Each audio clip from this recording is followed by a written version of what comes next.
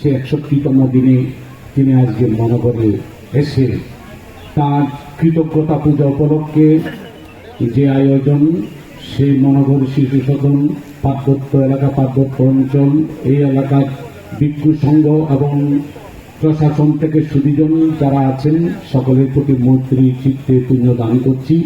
এবং আজকের সভাপতি পরম শ্রদ্ধেয়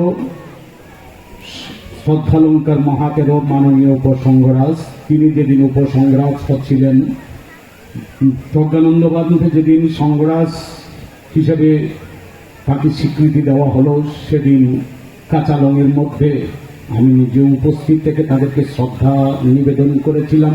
তিলক বংশ মহাতেরোর ৪র্থ সংঘরাজের শেষকৃত্য অনুষ্ঠানের আগের দিন তাদের আজকে সেই শ্রদ্ধালঙ্কার মহাতেরোর সভাপতি মাননীয় ভিক্ষু সংঘ এবং মণিবাবু সহ যেসব দীপেন বাবু, আমাদের রাজবাবু, রাজা মহোদয় যারা উপস্থিত এবং প্রশাসনিক কর্মকর্তা যারা উপস্থিত, সকলের প্রতি মৈত্রী চিত্তে মহান সংঘের পক্ষ থেকে সভাপতির মাধ্যমে পুণ্যদান করছি।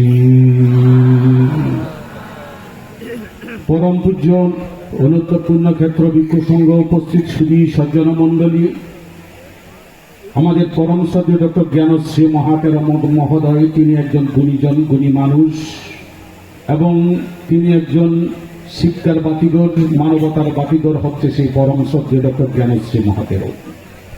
সেই মহাতেরো মহোদয় তিনি সে পার্বত্য অঞ্চল থেকে শুরু করে সমতল থেকে সেই উত্তরবঙ্গ দক্ষিণবঙ্গ পর্যন্ত তিনি মানবতার কল্যাণে, মানুষের কল্যাণে, মানুষের জন্য তিনি বিভিন্ন প্রতিষ্ঠান গড়ে তুলেছেন এবং আদিবাসীদের শিক্ষার জন্য তিনি চেষ্টা করেছেন। আদিবাসী সেই উত্তরবঙ্গ থেকে শুরু করে এখানে সে পার্বত্য অঞ্চলে ঘুরে ঘুরে, গভীর অরণ্যে পাহাড়ে ঘুরে ঘুরে, যেখানে অসহায়, যেখানে শিশুরা খাদ্য অভাবে ভোগ করছেন, শিক্ষার অভাব ভোগ করছেন, তাদেরকে সেই আশ্রয়দাতা হিসাবে বিশাল কর্ম সম্পাদন করেছেন পরম শ্রদ্ধেয় ডক্টর জ্ঞানশ্রী মহাতেরো মহোদয়। শ্রদ্ধেয় জ্ঞানশ্রী মহাতেরো মহোদয় 1958 সাল থেকে এই পার্বত্য অঞ্চলে ঘুরে ঘুরে দেখেছিলেন কোথায় কি করতে হবে, কোথায় সেই অসহায় মানুষ, কোথায় সেই শিশুরা শিক্ষার অভাব ভোগ করছে, কোথায় শিক্ষার্থীর অভাব ভোগ করছে, এরকম শিশুদেরকে এনে কোথায় কাজ করতে পারে সেই জিনিসটি তিনি মনের মধ্যে, মনের মনি কোথায় ধারণ করেছিলেন। 1961 সালে সানেকানির প্রথমত সেই শিশু সদন প্রতিষ্ঠা করেন এবং 1974 খ্রিস্টাব্দে এই মহানগর শিশু সদন তিনি প্রতিষ্ঠা করেন। তা 30 জন অসহায় সন্তানদের নিয়ে, শিশুদের নিয়ে তিনি তখন এই প্রতিষ্ঠান শুরু করেছিলেন। পরম শ্রদ্ধেয় জ্ঞানশ্রী মহাতেরো মহোদয়, বিমলতীশ মহাতেরো মহোদয়, প্রজ্ঞানন্দ মহাতেরো মহোদয়, শ্রদ্ধালঙ্কার মহাতেরো মহোদয়, তারা একসাথে থেকে সেই গুরুর সাথে থেকে তারা সেই কর্মটুকু করেছিলেন। যখন 30 জন সদস্য, 30 জন সেই অসহায় শিশুদের নিয়ে এই মহানগর শুরু করেছিলেন, তখন দেখা গেল আর কোনো শিশু আসছে না, আর কোনো শিশু এখানে আসতে দেখা যাচ্ছে না, ভর্তি হতে দেখা যাচ্ছে না। তখন কাকলি সিনেমার মধ্যে এক সপ্তাহ কাল ধরে একটা ভর্তি বিজ্ঞপ্তি, অসহায় সেই দুস্থ, সেই এতিম যারা আছে তাদের জন্য একটি বিজ্ঞপ্তি সেই কাকলি সিনেমার হলে সিনেমা আরম্ভের সময় একটা বিজ্ঞপ্তি দেওয়া হলো যে এখানে সেই মহানগর শিশু সদনে শিশু ভর্তি করা হবে, যারা অসহায়, যারা দুস্থ, যাদের খাদ্য অভাব আছে, শিক্ষার অভাব আছে, তারা যেন সেই মহানগর শিশু সদনে ভর্তি হয়। সেই কাকলি সিনেমার সে অ্যাডভার্টাইজ থেকে শুরু করে এক সপ্তাহ অ্যাডভার্টাইজ দেওয়ার পর তখন আস্তে আস্তে শিশু আসতে শুরু করলো, মা বাবারা দেখলো, অভিভাবকরা দেখলো, তখন থেকে এই মহানগরের শিশু বাড়তে শুরু করলো। আজকে যেখানে সে 1200, 1250 সে আবাসিক অনাবাসিক শিশুরা এখানে অবস্থান করে প্রতি বছর মেট্রিক পাস করে এসএসসি পাস করে তারা বেরিয়ে যাচ্ছে, বিভিন্ন জায়গায় ভর্তি হচ্ছে, উচ্চ শিক্ষায় শিক্ষিত হচ্ছে, জজ হচ্ছে, ব্যারিস্টার হচ্ছে এবং ম্যাজিস্ট্রেট হচ্ছে, শিক্ষক হচ্ছে, বিভিন্ন পেশায় তারা নিয়োজিত হয়েছে।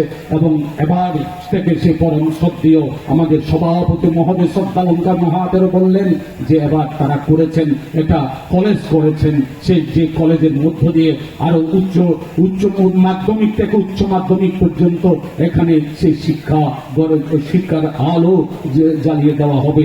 এই মনোবর সেই প্রতিষ্ঠানটি পরম শ্রদ্ধেয় জ্ঞানশ্রী মহাতের সহ সেই পরম শ্রদ্ধেয় আজকের সভাপতি মহোদয় সহ যে তারা যখন শুরু করেছিলেন, তারা 4টি গরু গাভী গরু দান পেয়েছিলেন, 4টি গাভী গরু দান পেয়েছিলেন। সেই 4টি গাভী গরুকে বিক্রি করেছিলেন 10,000 টাকা দিয়ে। সেই 10,000 টাকা দিয়ে সেই মনোগরের এই প্রতিষ্ঠান শুরু হয়েছিল। এই হচ্ছে সেই বিন্দু থেকে সেই বিন্দু থেকে আজকে সিন্ধুতে পরিণত হয়েছে। আজকে দেখেছি আমাদেরকে শ্রদ্ধালঙ্কার মহাতেরা মহোদয় খাওয়ার পর বলল, তোমরা বিশ্রাম না করে চলো, আমার সাথে চলো, 20 মিনিট লাগবে। ঘুরিয়ে ঘুরিয়ে সব জায়গা দেখিয়েছে। যে জায়গাগুলো দেখে আমরা অত্যন্ত প্রীতি অনুভব করেছি। আমরা যারা সমতল থেকে সেই পরম শ্রদ্ধেয় ডক্টর জ্ঞানশ্রী মহাতেরা মহোদয়ের কল্যাণ মিত্র কাজের মানুষ হিসেবে যারা কাজের সাথে এসছি, বান্তের অনিত্য দেহধাতুর সাথে এসছি, আমাদেরকে নিয়ে পরম শ্রদ্ধেয় শ্রদ্ধালঙ্কার বান্তের বিভিন্ন জায়গা দেখিয়েছেন। এখানে সে মনোগর আবাসিক স্কুল এন্ড কলেজ প্রতিষ্ঠা আছে, এখানে শিশু সদন প্রতিষ্ঠা হয়েছে, এখানে বালিকা উচ্চ বিদ্যালয় প্রতিষ্ঠা হয়েছে, বালিকা হোস্টেল প্রতিষ্ঠা হয়েছে, এখানে সেই ছেলেদের জন্য হোস্টেল প্রতিষ্ঠা করা হয়েছে, প্রি ক্যাডেট স্কুল প্রতিষ্ঠা করা হয়েছে, হাসপাতাল প্রতিষ্ঠা করা হয়েছে, MIT মনোগর সেই টেকনিক্যাল ইনস্টিটিউট প্রতিষ্ঠা করা হয়েছে, যেখানে ইলেকট্রিক্যাল, সেলাই, কার্পেন্টার, পাইপ ফিটিং এবং কম্পিউটার, কৃষি বিভাগ থেকে বেকারি পর্যন্ত বিভিন্ন রকমের সেই শিক্ষা এখানে দেওয়া হচ্ছে। এই পরম শ্রদ্ধেয় আমাদের শ্রদ্ধেয় সেই ডক্টর জ্ঞানশ্রী মহাতেরুর সেই যে শুরু করেছিলেন 30 জন শিশু দিয়ে, আজকে 1200, 1250, কত সুন্দরভাবে তারা আজকে দাঁড়িয়ে আছে। আমি যখন সেই আগে ওনাদের সামনে আগে থেকে আসছিলাম, তখন দেখলাম রাস্তাতে সারি সারি সে মহাসড়কের পাশে সারি সারি ফুল নিয়ে অসংখ্য ভক্ত মন্ডলীরা, ছাত্রছাত্রীরা দাঁড়িয়ে আছে। তখন আমি আবেগ আপ্লুত হয়ে গেছিলাম। একজন জ্ঞানশ্রী মহাতেরও তার জীবন উৎসর্গ করার কারণে আজকে দেখা গেছে সমগ্র সে পাহাড় অঞ্চল, পার্বত্য অঞ্চল, সমতল অঞ্চল থেকে শুরু করে উত্তরবঙ্গ পর্যন্ত তারা আজকে শিক্ষার আলো পেয়েছে। সেই শিক্ষায় শিক্ষিত হয়েছে, জজ হয়েছে, ব্যারিস্টার হয়েছে, শিক্ষক মাস্টার হয়েছে।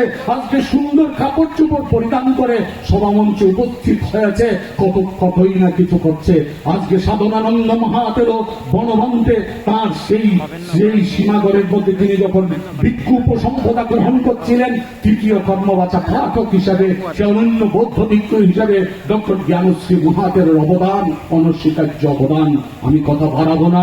পরম শ্রদ্ধেয় সেদিন প্রজ্ঞানন্দ রন্থের সাথে কথা হয়েছিল, সংঘরাজ মহোদয় আজকে সেই উপসংঘরাজের সাথে দেখা হয়েছে, কথা হয়েছে। তারা যেভাবে সে পর গুরু পূজা দেওয়ার জন্য, গুরু দক্ষিণা দেওয়ার জন্য, সেই গুরু দক্ষিণা দেওয়ার জন্য সেই আমাদের অঙ্গুলিমাল দৈশ্যকে অহিংস হিসেবে জন্ম গ্রহণ করেছিল, কিন্তু তাকে সেই গুরুর সেই নির্মমতার কারণে তাকে কি করতে হিংসকে পরিণত করেছিল। কিন্তু আমাদের আজকে সেই শ্রদ্ধেয় প্রজ্ঞানন্দ মহাতেরও, বিমলতীর্ষ মহাতেরও, শ্রদ্ধালঙ্কার মহাতেরও তারা আজকে গুরু পূজা করতে জেনেছে। পার্বত্য অঞ্চলের মানুষের আজকে গুরু পূজা করতে জেনেছে, যার কারণে আমাদের পক্ষ থেকে, অন্ত্যেষ্টিক্রিয়া পরিষদের পক্ষ থেকে, সেই সমতল ভূমির পক্ষ থেকে আপনাদেরকে অভিনন্দিত করছি, আপনাদেরকে পুণ্যদান করছি। আপনারা আরো সুন্দর হবেন, আরো বড় হবেন, আরো গুণী হবেন। সেই জ্ঞানশ্রী মহাতের আশীর্বাদে আরো পুণ্যে ভরে উঠবেন এই মনোগর শিশু সদন, এই মনোগর কমপ্লেক্স একদিন আরো সুন্দর অবস্থানে পৌঁছে যাবে, এটাই প্রত্যাশা করছি। পরম শ্রদ্ধেয় সভাপতির মাধ্যমে আপনাদেরকে নিবেদন করছি, পার্বত্য অঞ্চলের যে সমস্ত ভিক্ষু সংঘরা রয়েছেন এবং যে সমস্ত বনবান্তের শিষ্য প্রশিক্ষণরা রয়েছেন, তাদেরকে আমরা বিনীতভাবে ফোন করছি, নিমন্ত্রণ করছি।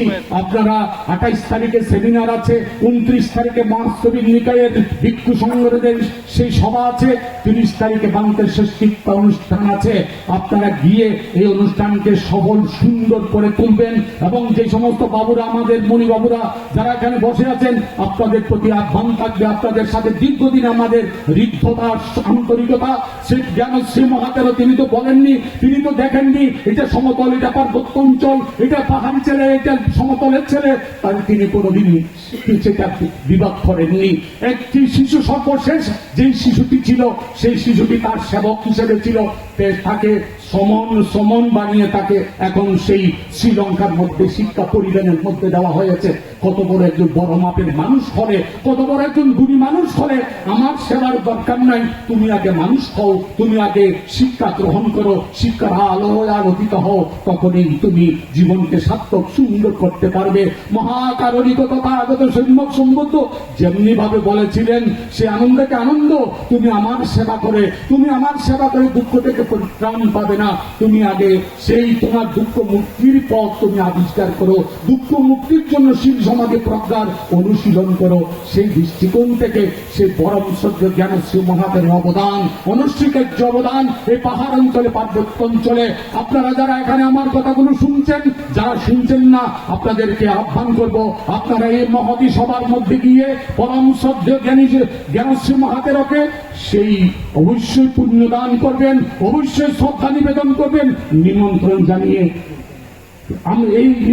জানিয়ে আপনাদের উপস্থিতিকে শুভ হিসাবে দেখে মঙ্গলময় উপস্থিতি কামনা করে আমি আমার কথা না বাড়িয়ে, আজকের সময়ের সীমাবদ্ধতা হেতু আরো কাজ হয়েছে, সুতরাং পরম পূজনীয় সভাপতির মাধ্যমে সংঘকে বন্দনা নিবেদন করছি, ক্ষমা প্রার্থনা করছি, জ্ঞানেশ্বর মহাতের মহতেকে বন্দনা নিবেদন করছি।